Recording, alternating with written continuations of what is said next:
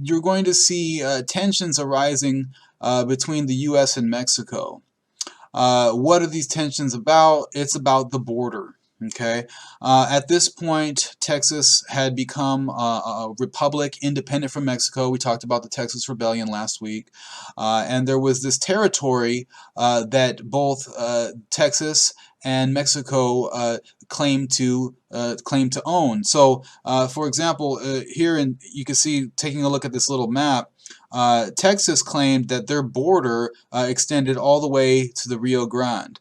All right, and the Rio Grande gives a considerable large amount of territory compared to what the border that Mexico agreed on. Mexico is claiming that the Nueces River is the actual border between Mexico and Texas. So if that's true, from Mexico's perspective, Texas would just be this small little gray portion of the map here on the right hand side. And so, this is a pretty major border dispute. This lined area here on this map is known as the Nueces Strip. The Nueces Strip, and this is the territory that is claimed by both Texas, Mexico, and the United States also supports this as being part of Texas as well. Okay, so why? Why exactly does the United States and Texas claim that the Rio Grande is the border of Texas? Well, obviously it's more land, right? You could expand and use that territory.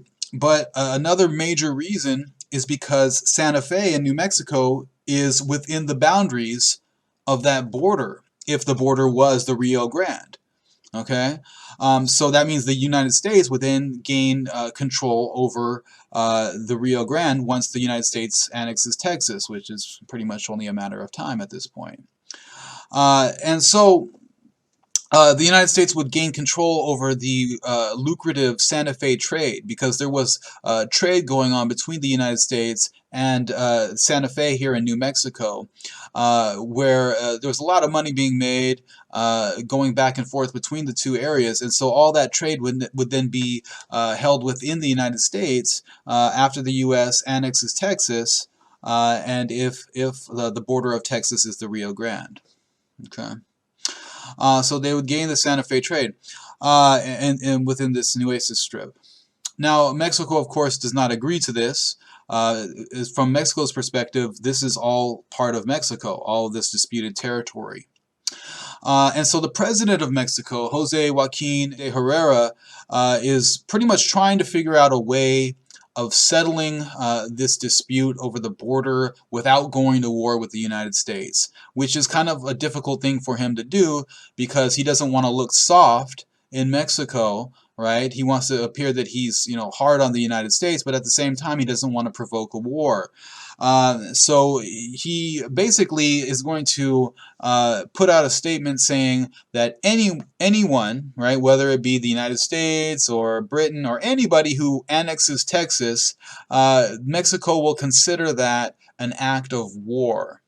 Okay, so he puts out this statement basically to make himself seem like he's hard on the annexation of Texas, and most likely it's going to be the United States. But he puts it as any state, any state that would try to annex Texas, this would be considered an act of war. So Herrera basically is trying his best to be hard on the Nueces River border of Mexico and Texas, but at the same time not provoke a war.